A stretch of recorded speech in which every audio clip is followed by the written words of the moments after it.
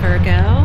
My name is Audrey Alison, and this is your January 2015 forecast for the month.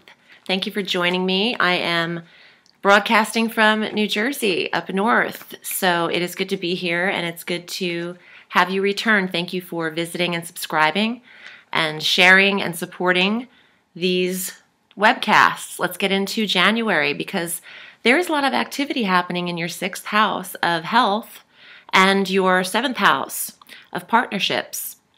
And the first transit of the month, Venus, on the 3rd of January, is going to enter Aquarius, where the majority of your action resides in the month of January.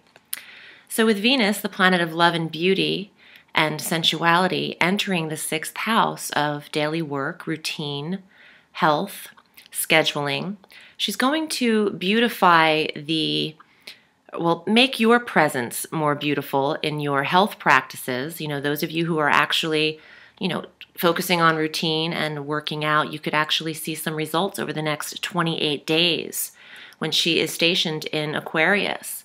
But also, Venus in the 6th is smoothing over any health issues that you might have at this time. You could, if you were ill over the holiday season, then you will start to feel better effective the 3rd, going into her transit when she's in Aquarius for you. Following her is her pal Mercury. They are entwined and following each other very closely throughout the last 12 months. Mercury, your ruling planet, enters the 6th house as well. So Venus and Mercury are conjunct in your 6th house of daily routine and health. You could accomplish a lot of tasks in the 6th house and getting your errands and chores handled very easily with Mercury direct. So take advantage in the first 3 weeks. Take advantage of handling any health priorities, new health insurances and coverages that start in January as well. Any routines and New Year's resolutions that you would like to implement would actually have a lot of success in the 6th house for you, of your health, workouts, medical practices, whether that be Eastern or Western, whatever you're into. Our full moon is also on the 4th in the sign of Cancer at 14 degrees. This is influencing your 11th house of friendships and social clubs, goals and wishes. The 11th house is a big house for social activity and meetings, parties, socializing, connecting with people. The full moon will bring an awareness in this sector to you and will bring something to an ending. And if you are looking for memberships or club memberships, or whether or not you're getting into a facility, you could absolutely hear information back around the 4th of the month with a full moon in the 11th.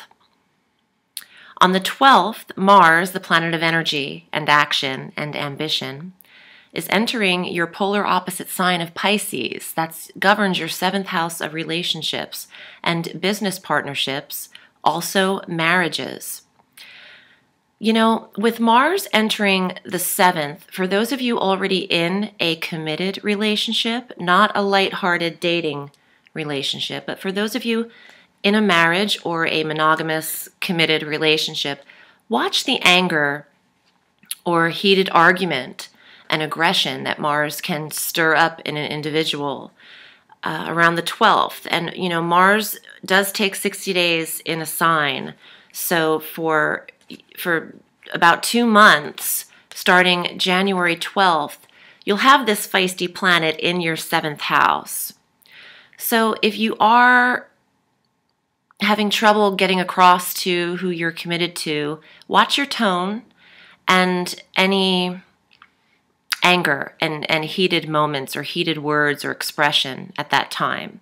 But Mars is also energy. So for those of you who aren't in a committed relationship, having Mars, the planet who rules men, in this 7th house, this could bring in energy to support drive, ambition, and action in the development of a relationship in your 7th house.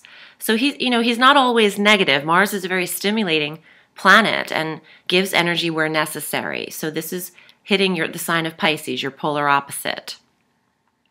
We have our sun's monthly transit on the 20th into Aquarius. So Aquarius is hit a lot this month with Venus and Mars there conjunct the sun on the 20th, affecting your 6th house again.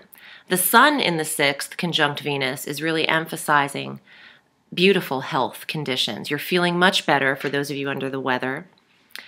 Also, the sun is where your main internal focus should lie. And in the 6th house, those of you are really getting your plans and your schedules in order. And as a Virgo, you are very detailed and analytical as it is. So this is a super double whammy for you. You're very detailed and you probably have everything written down in a colored-coded chart and everything's labeled and you feel real good when you have control over something. So that might, it's uplifting for you to have control and order as a Virgo. We also, on the same day as the sun transits into Aquarius, have our new moon at 0 degrees Aquarius. So the last 5 months we've had, 4 or 5 months, we've had our new moons at 0 degrees. This is actually telling us something because not all new moons start at the 0 degree mark. They can start anywhere from 0 to 30 degrees. So with a new moon initiating something new in the 6th house sector at 0 degrees means this is the absolute beginning stages of a new pattern or a new path in the house that the 0 degree new moon touches. Your 6th house, highly influenced this month. So we have the new moon conjunct the sun, Mercury, and Venus by the 20th, all in the 6th house. Take advantage of that.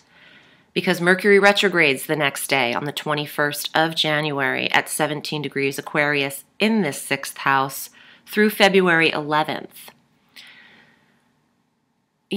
Mercury, your ruling planet, retrograding obviously will affect your communication styles and how your information is coming across and your everyday technologies, phones, televisions, computers. Could slow up, could need to be fixed. I wouldn't actually spend a lot of money fixing appliances or equipment if you can get away with it for that 3-week retrograde. Because what usually tends to happen is after the 11th, it works again suddenly. It's not really giving you that slow issue or being an inconvenience to you.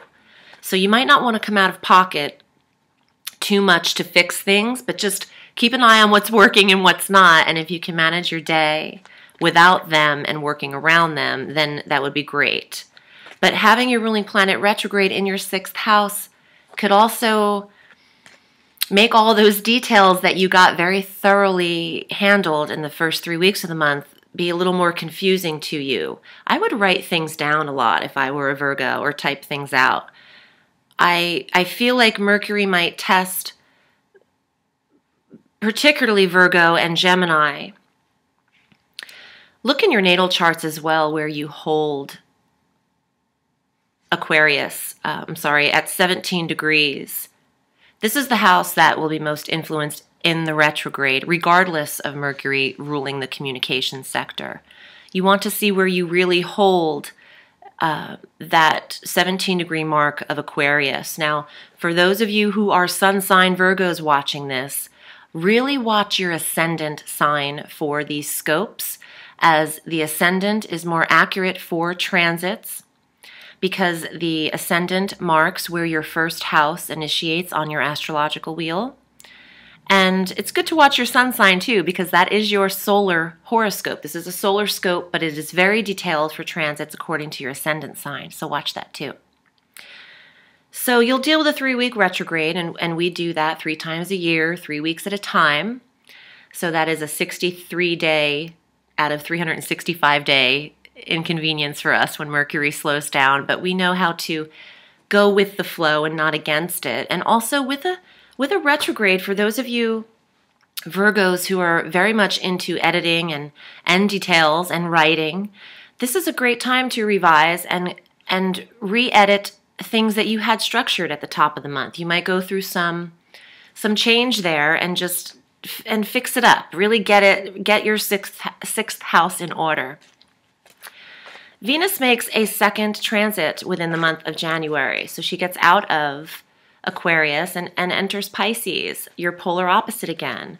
Venus, the planet of love, in your 7th house of marriage, connection, soulmate, and even business partnerships. For those of you not in relationships, having the planet of money in a business partnership sector speaks volumes for finance, receiving income when things are pending, things coming through that were on hold in regards to money, and possibly moving up in the workforce, in the career sector. Let me pull a quick couple cards for you and see what is in store according to the Tarot for Virgo, January 2015.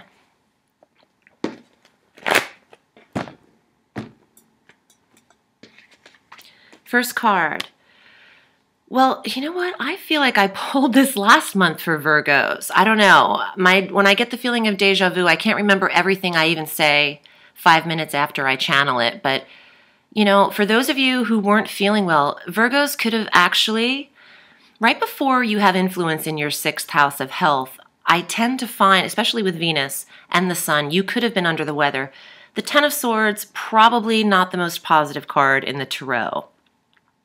One of my personal least favorites. However, if you were ill, if you were feeling a sense of mourning, loss, trust that Venus conjunct the Sun in the month of January will definitely heal you and become more uplifting in your life.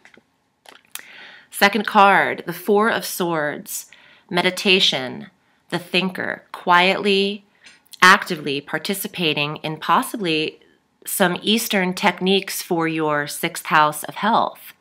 Maybe yoga, meditation, spiritual practices might be effective for you, Virgo. Quieting the mind, quieting the anxiety.